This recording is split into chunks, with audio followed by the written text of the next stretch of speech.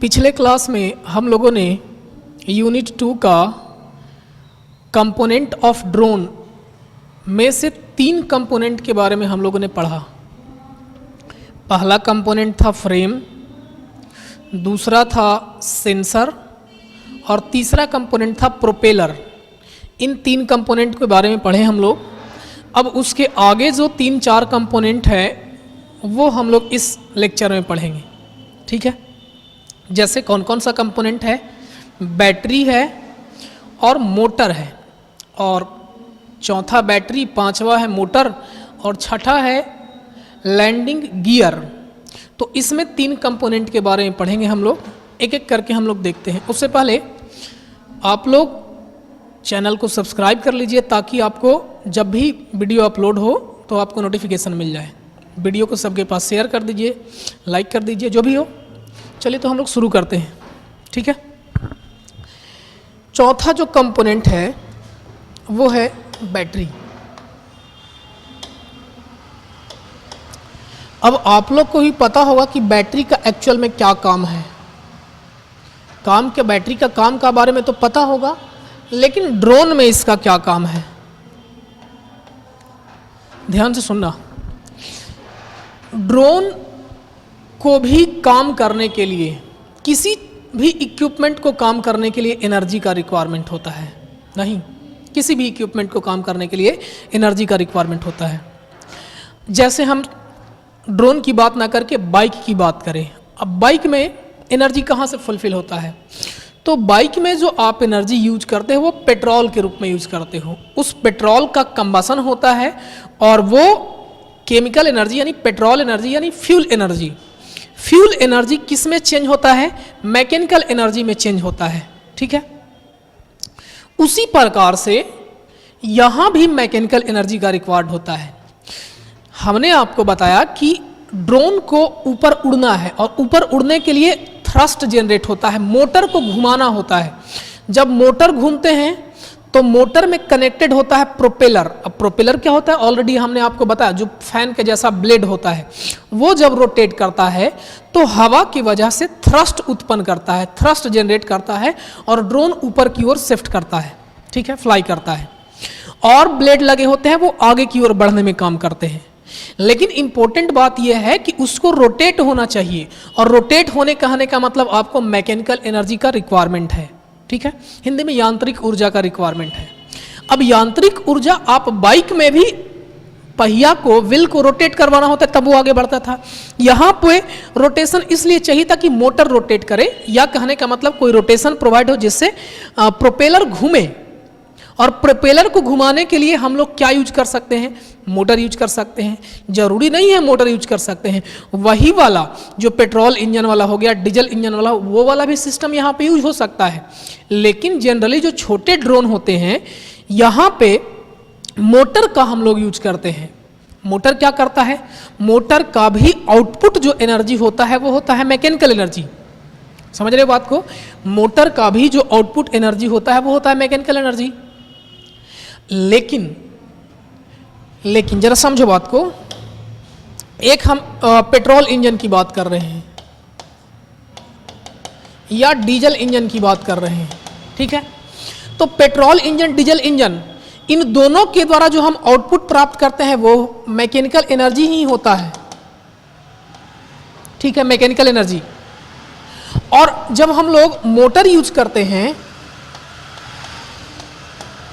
इसका भी आउटपुट क्या होता है? मैकेनिकल एनर्जी ही होता है। लेकिन दोनों में डिफरेंस क्या है? इसमें जो आप इन दोनों में इनपुट देते हो, एक में पेट्रोल और एक में डीजल ऑयल। लेकिन इस वाले केस के लिए आपको इनपुट के रूप में क्या चाहिए होता है? Electrical energy. इलेक्ट्रिकल एनर्जी चाहिए होता है, बस दोनों में डिफरेंट यही है। ये पेट्रोल और डीजल ऑयल का कंबसन करके किस में चेंज करता है? मैकेनिकल एनर्जी में। बट मोटर एक डिवाइस है जो क्या करता है? इलेक्ट्रिकल एनर्जी को किस में कन्वर्ट करता है? मैकेनिकल एनर्जी में। अब समस्या यह है कि इलेक्ट्रिकल एनर्जी आप कहाँ से लाओगे? तो इलेक्ट्रिकल एनर्जी से बोलोगे कि हम ना टोका फंसा देंगे। ठीक है भाई, फंसाओ।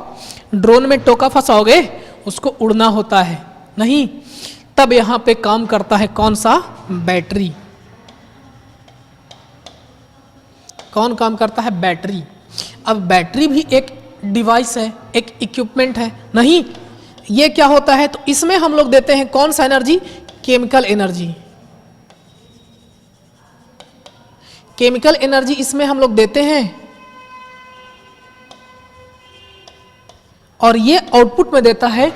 केमिकल एनर्जी बैटरी को देते हैं, बैटरी किस में कन्वर्ट करता है? इलेक्ट्रिकल एनर्जी में, और इलेक्ट्रिकल एनर्जी किसको मिल जाएगा?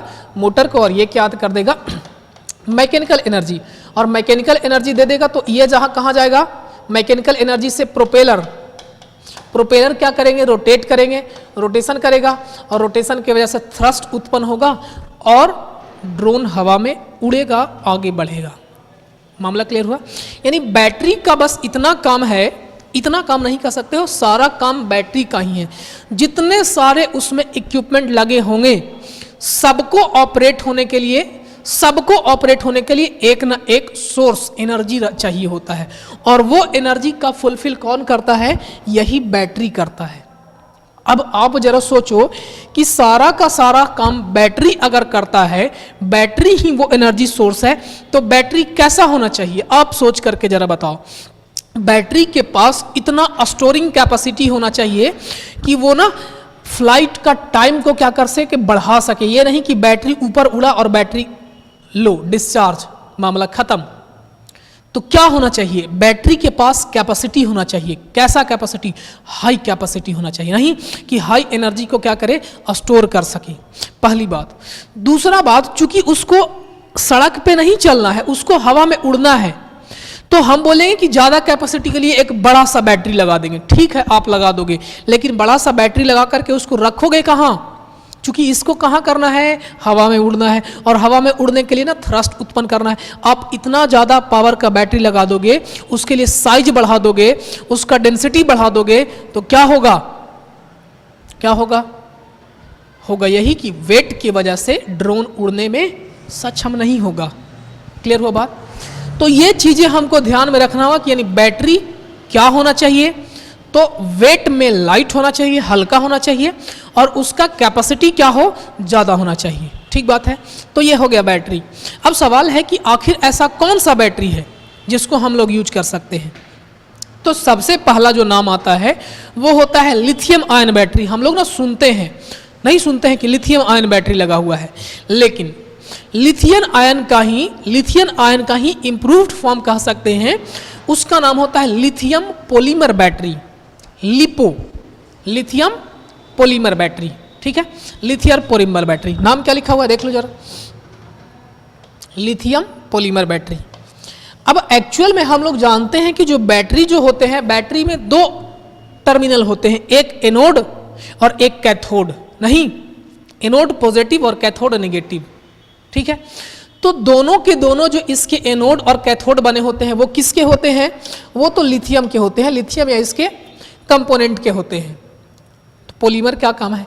यहां पे जो फ्यूल यानी इसमें जो इलेक्ट्रोलिसिस हम लोग नाम सुनते हैं कि कोई भी बैटरी होता है तो उसमें मेन कंपोनेंट काम कौन करता है? इलेक्ट्रोलिसिस। जैसे H2SO4 KOH नाम सुने ना, जो उसमें चार्ज और डिस्चार्ज होने का, आयोनाइज्ड होने का काम करता है। जैसे चार्जिंग जब होता है बैटरी तो हम उसमें इलेक्ट्रिकल एनर्जी देते हैं, और वो इलेक्ट्रिकल एनर्जी एब्जॉर्ब करके जो उसके मटेरियल होते हैं इनसाइड, इलेक्ट्रोलिसिस जिसको बोलते हैं, वो आयोनाइज्ड होता है, और वही आयोनाइजेशन जब फुल चार्ज हो जाने के बाद वही रिटर्न कर देता है वो।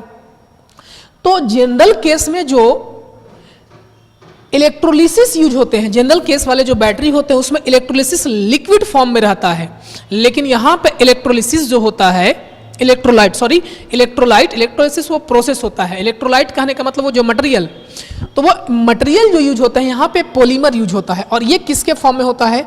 सॉलिड के फॉर्म में होता है। मामला क्लियर हुआ? यानी बैटरी जो यहाँ पे यूज होते हैं लिथियम पॉलीमर बैटरी होता है, और ये लिथियम पॉलीमर बैटरी किसके बने होते हैं? तो एनोड और कैथोड तो किसके बने होते हैं? लिथियम के बने होते हैं, बट जो इसमें इलेक्ट्रोलाइट यूज होते हैं वो एक्चुअल में सॉलिड फॉर्म में होता है। किसका होता है? पॉलीमर का होता है। पॉलीमर बहुलक जिसको हिंदी में बोलते हैं, मटेरियल मिलाकर के बनते हैं। ठीक है, तो ये हो गया आपका बैटरी। क्लियर हुआ बात। अब आगे है बैटरी का कैपेसिटी कितना होना चाहिए। तो ये सब डाटा है, वैल्यू है, सारा का सारा लिख दिया गया है इसमें, आप नोट्स कर लेना। ठीक है, बैटरी का जो इंपॉर्टेंट काम था वो हमने ऑलरेडी आपको बताया। नेक्स्ट जो है कैपेसिटी के लिए, ये कैपेसिटी है, कुछ बताया गया है कि सबसे ज़्यादा जो कैपेसिटी होता है किसका होता है। आप ध्यान से समझना जरा, जब हम बैटरी की वाट आवर कहने का मतलब क्या होता है, और एक होता है एम्पियर आवर, समझना बात को, एम्पियर आवर। बैटरी को, एनर्जी को हम लोग किस फॉर्म में, इसका कैपेसिटी को दिखाने के लिए कौन सा यूनिट यूज करते हैं। तो एक तो होता है एम्पियर आवर और दूसरा होता है वाट आवर। वाट आवर, दो प्रकार के यूनिट से हम लोग क्या करते हैं, इसको स्पेसिफाई करते हैं किसी भी बैटरी को। ठीक है, मतलब ये होता है कि 1 एम्पियर का ये सप्लाई, 1 एम्पियर सप्लाई लगातार अगर 1 आवर तक देगा तो उसको बोलेंगे 1 एम्पियर आवर है का कैपेसिटी है। 1 वाट का सप्लाई 1 आवर तक देगा तो क्या हो जाएगा, 1 वाट आवर का कैपेसिटी हो जाएगा। तो ये जो आपको डाटा फिलहाल यहाँ पे दिख रहा है, ये डाटा इस प्रकार का है, ये एम्पियर आवर पर लीटर। जैसे बैटरी बनता है तो ये तो उसका आउटपुट कैरेक्टरिस्टिक्स हो गया, कौन सा, ये एम्पियर आवर या वाट आवर आउटपुट कैरेक्टरिस्टिक्स हो गया कि आउटपुट वो इतना देगा। बट लीटर जो लिखा हुआ है उसमें इलेक्ट्रोलाइट की बात कर रहा है, इलेक्ट्रोलिटिक की बात कर रहा है। ठीक है, कि इतना पर इलेक्ट्रोलाइट, अगर उसमें 1 kg का बना हुआ है, उसमें इलेक्ट्रोलाइट लगा हुआ है, तब उससे कितना कैपेसिटी देगा। ठीक है, और यही अगर वेट के टर्म में बोले, किलोग्राम के टर्म में बोले, तब इधर वाला से ग्राफ है इन दोनों। तो अब आप इसमें देखोगे कि सबसे जो हाई कैपेसिटी होता है, देखो यहाँ पे लेड एसिड का कितना है, बहुत कम है, यानी 50 वाट आवर होगा। एक लीटर में वो कितना देगा सप्लाई, 50 वाट आवर देगा। क्लियर हो बात, 1 लीटर में। लेकिन उससे और आगे बढ़े तो कौन सा है, निकेल कैडमियम है, नहीं, उससे और बढ़े तो कौन सा है, सिलेंड्रिकल क्या है, प्रिज्मेटिक है। इसी प्रकार से अलग अलग प्रकार के आपको बैटरी के नाम यहाँ पे दिख रहे हैं। तो इसमें जो सबसे ऊपर, जिसका सबसे ज्यादा कैपेसिटी होगा, वो वाला आपको दिख रहा होगा कौन सा, लिथियम पॉलीमर बैटरी दिख रहा है। तो इसीलिए ड्रोन में जो सबसे कॉस्टली कंपोनेंट जनरली जो माने जाते हैं वो एनर्जी सोर्स ही होता है, क्योंकि सोर्स के पास अगर सोर्स नहीं रहेगा तो सारे कंपोनेंट कितने भी क्यों ना इंपॉर्टेंट हो, कोई काम के नहीं रहेंगे। महंगा के साथ साथ सबसे इंपॉर्टेंट भी यही होता है, समझे बात को। यानी सबसे इंपॉर्टेंट फैक्टर जो होता है वो कौन सा है, सबसे इंपॉर्टेंट फैक्टर है जो बैटरी होता है। बैटरी या किसी भी इक्विपमेंट के लिए सबसे जो इंपॉर्टेंट पार्ट होता है वो होता है सोर्स उसका। ठीक बात है।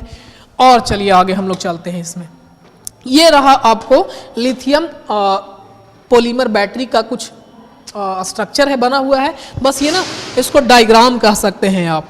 देखो यहाँ पे ये कैथोड है और ये एनोड है। हमने अभी अभी आपको बताया था कि जो एनोड होते हैं वो कौन सा होता है, पॉजिटिव होता है। ठीक बात है।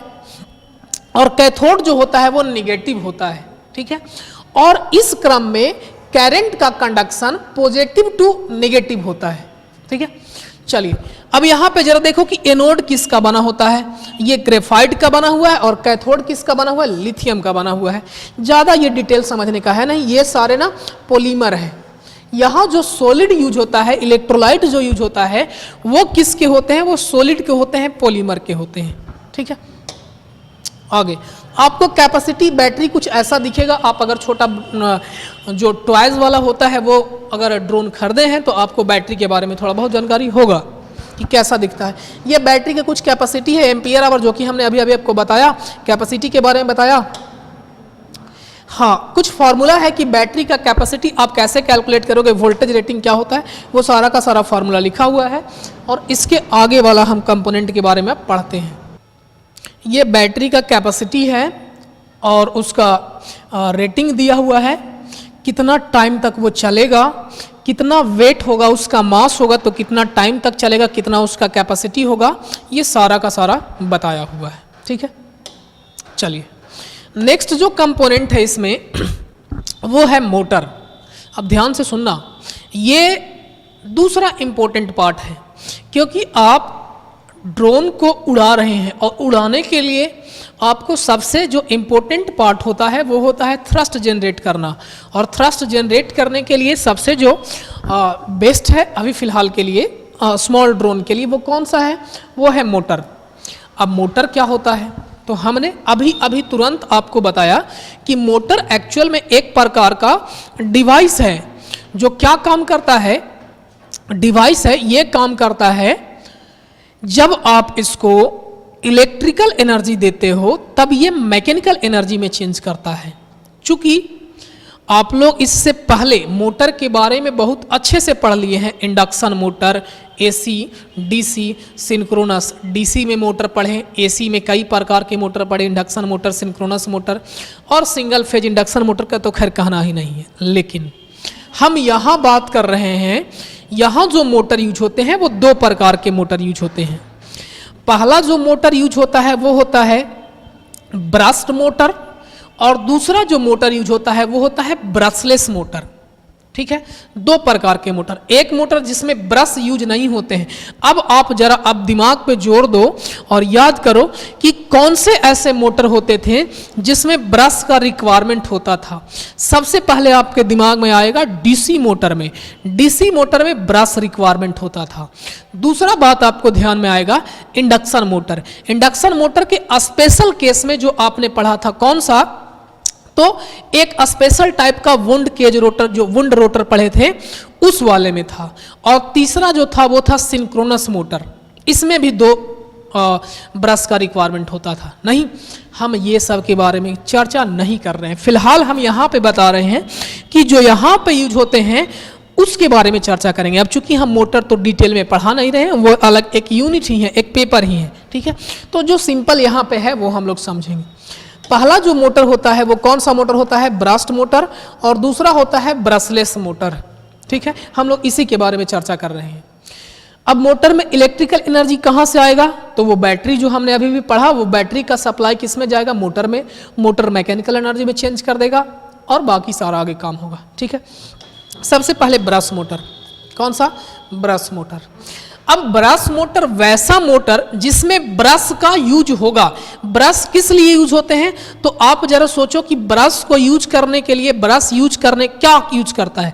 ब्रश एक्चुअल में करंट को कनेक्ट करता है, रोटेटिंग पार्ट और स्टेटिंग पार्ट, स्टेटर वाला पार्ट, इन दोनों से करंट के वैल्यू को कनेक्ट करने का काम करता है। चूंकि रोटर रोटेट कर रहा होता है और उसको सप्लाई चाहिए होता है, तो सप्लाई आप ऐसा तो नहीं दोगे कि वायर लगा हुआ है, वायर दे देंगे, वायर घूमते रहेगा।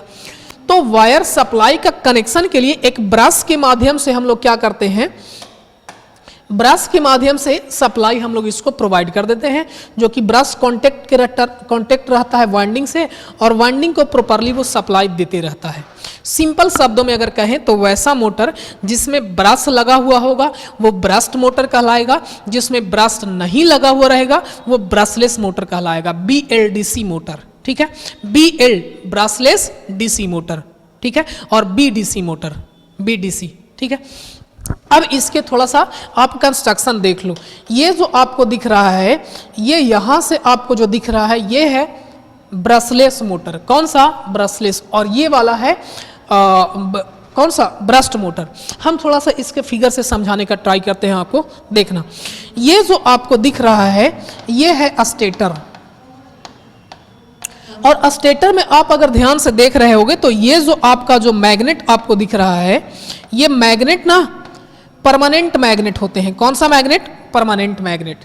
ये जो स्टेटर वाला पार्ट दिख रहा है साउथ और नॉर्थ, ये स्टेटर है, और ये कौन से मैग्नेट है, परमानेंट मैग्नेट, यानी इसको सप्लाई का रिक्वायरमेंट नहीं होता है ऑलरेडी। ये मैग्नेट है, मैग्नेट परमानेंट मैग्नेट है, ये मैग्नेटिक फील्ड क्या करेगा, जनरेट करेगा। इसका जो सप्लाई का रिक्वायरमेंट होता है वो होता है रोटर पे, यानी जो पार्ट रोटेट कर रहा होगा उस पे इसको सप्लाई का रिक्वायरमेंट होगा। थोड़ा सा टॉर्क कैसे लगता है, कैसे मोटर घूमता है, इसके बारे में चर्चा करते हैं। किसी भी प्रकार के मोटर में टॉर्क लगने के लिए ये नेसेसरी है कि दो मैग्नेटिक फील्ड होने चाहिए। कितने मैग्नेटिक फील्ड? दो मैग्नेटिक फील्ड। दो मैग्नेटिक फील्ड आपस में इंटरेक्ट करते हैं और उस इंटरेक्शन की वजह से एक टॉर्क जनरेट होता है। सिंपल शब्दों में अगर हम लोग समझे तो, ठीक बात है। यानी दो मैग्नेटिक फील्ड चाहिए, तो एक मैग्नेटिक फील्ड तो हम लोग किसके द्वारा यहाँ पे प्रोवाइड कर दे रहे हैं? तो परमानेंट मैग्नेट के द्वारा। लेकिन दूसरा जो मैग्नेट दिया जाता है वो होता है कौन सा? इलेक्ट्रोमैग्नेट, यानी सप्लाई के द्वारा, ठीक है। अब ये मत समझना कि हम ना दूगो मोटर को रख देंगे, दूगो मैग्नेट को रख देंगे तो रोटेट करने लगेगा। आप ध्यान से देखोगे तो जैसे ही दो मैग्नेट को आप रखते हो तो फोर्स जरूर लगता है। रोटेट करने के और भी कई सारे कंडीशन होते हैं, हम उस पर चर्चा नहीं कर रहे हैं, बस इतना बात कर रहे हैं कि दो मैग्नेटिक फील्ड होने चाहिए, ठीक बात है। देखो, तो एक मैग्नेटिक फील्ड परमानेंट मैग्नेट के द्वारा प्रोवाइड कर दिया गया और दूसरा मैग्नेटिक फील्ड किसके द्वारा? बाहर से सप्लाई दिया जाएगा और उसके द्वारा प्रोवाइड किया जाएगा। तो यही सप्लाई देने के लिए, चूंकि बाहर से जो मैग्नेटिक फील्ड बनाया जा रहा है वो रोटर पे बनाया जा रहा है और रोटर रोटेटिंग पार्ट होता है, तो रोटेटिंग पार्ट होने की वजह से हमको सप्लाई देने के लिए ब्रश का रिक्वायरमेंट होता है। किसका रिक्वायरमेंट होता है? ब्रश का रिक्वायरमेंट। मामला क्लियर हुआ? यानी ब्रश्ड मोटर में जो स्टेटर होते हैं वो परमानेंट मैग्नेट होता है, बट जो रोटर होता है वो क्या होता है? इलेक्ट्रोमैग्नेट होता है। मामला क्लियर हुआ? देखो और थोड़ा सा, रोटर जो है ये स्टेटर के चारों तरफ इनसाइड है। स्टेटर के मैग्नेटिक फील्ड में रोटर क्या है? प्लेस्ड है, ठीक बात। जरा ब्रशलेस डीसी मोटर में आओ। ब्रशलेस डीसी मोटर में क्या बोलता है? ये स्टेटर है, ध्यान से समझना, ये स्टेटर है और बाहर वाला पार्ट इसका रोटर होता है। समझना बात को जरा, बाहर वाला पार्ट क्या है? रोटर है। ध्यान देखना, यहां पे स्टेटर जो है वो परमानेंट मैग्नेट है।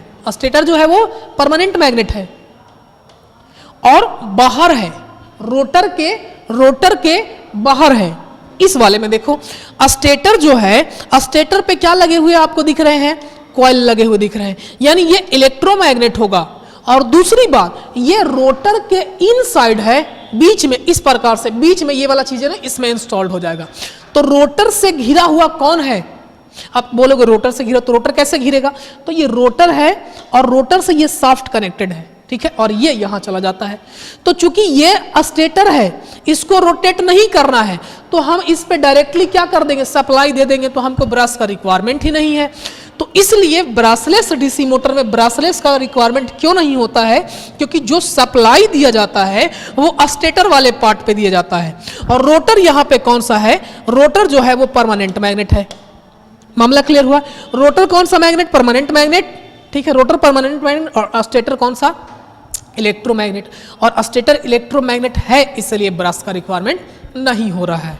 मामला क्लियर हो गया होगा, उम्मीद करते हैं। चलिए, अब दोनों में डिफरेंस एक एक करके है वो हम समझ लेते हैं। तो सबसे पहले ब्रश डीसी मोटर। आप बताओ, ब्रश डीसी मोटर में ब्रश का रिक्वायरमेंट हो रहा है, इसका मतलब ब्रश रिक्वायर्ड हो रहा है, तो टूट फूट ज्यादा होंगे वहां पे? नहीं, तो टूट फूट ज्यादा होंगे, ब्रश के द्वारा करंट को फ्लो किया जाएगा तो इसका कैपेसिटी कम होगा। नहीं, ब्रश का कैपेसिटी कम होगा, टूट फूट ज्यादा होगा तो मेंटेनेंस ज्यादा करना पड़ेगा, कम टाइम तक चलेगा, कम पावर होगा, कम इफिशियंसी होगा। यही सारी बात लिखा हुआ है, देख लो। पहला है स्टेटर एज परमानेंट मैग्नेट, जो हमने अभी बताया। और provide magnetic field surround the rotor को घिरे हुए रहता है और वो इलेक्ट्रोमैग्नेट होता है रोटर। इसमें जस्ट देख लो, it consist stator as electromagnet.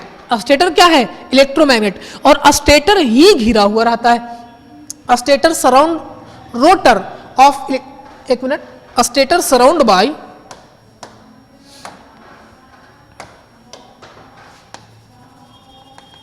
Stator magnet surrounded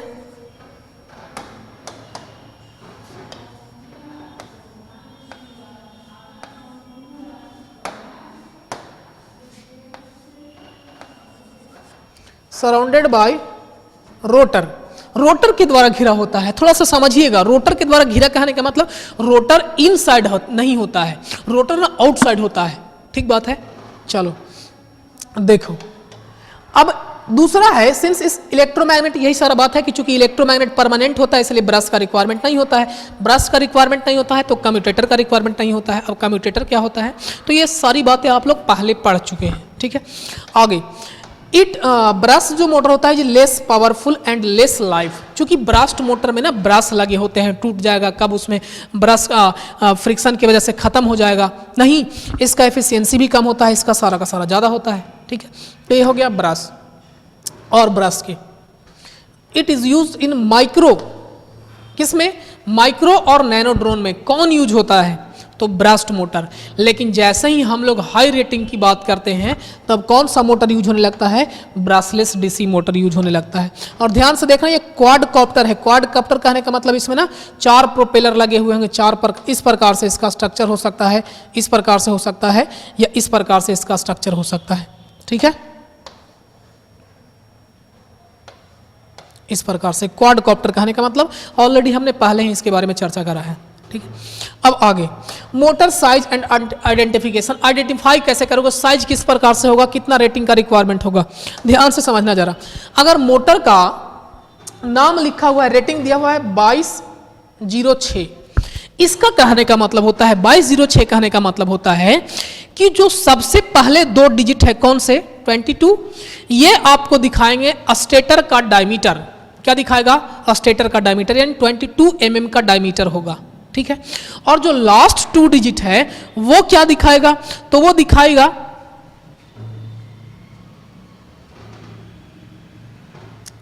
last 2 digit जो डिस्क्राइब करेगा वो दिखाएगा हाइट दिखाएगा स्टेटर का, ठीक है। अब इसके बाद है, सारा नोट्स लिखा हुआ है और ये इसके कुछ रेटिंग लिखा हुआ, कैपेसिटी लिखा हुआ है कि फ्रेम का साइज कितना होगा, तो मोटर का साइज कितना होगा, प्रोपेलर किस प्रकार के लाएंगे और उसका केवी रेटिंग क्या होगा। केवी कहने का मतलब किलो वोल्ट, वोल्ट का रेटिंग क्या होगा, ठीक है, मोटर का। चलो इसके बाद है लैंडिंग गियर। आप लोग हेलीकॉप्टर देखे होंगे, हेलीकॉप्टर के नीचे ना इस प्रकार के 2 लगे होते हैं जिसपे ना वो लैंड करता है। तो लैंडिंग गियर कुछ नहीं है बल्कि एक इक्विपमेंट है जिसपे जो ड्रोन होता है आकर के रुकता है, उस इक्विपमेंट को हम लोग क्या बोलते हैं, लैंडिंग गियर बोलते हैं। तो ये था 3 कंपोनेंट, कौन कौन से, तो पहला कंपोनेंट था बैटरी, दूसरा था मोटर जो हमने बताया, और तीसरा था लैंडिंग गियर।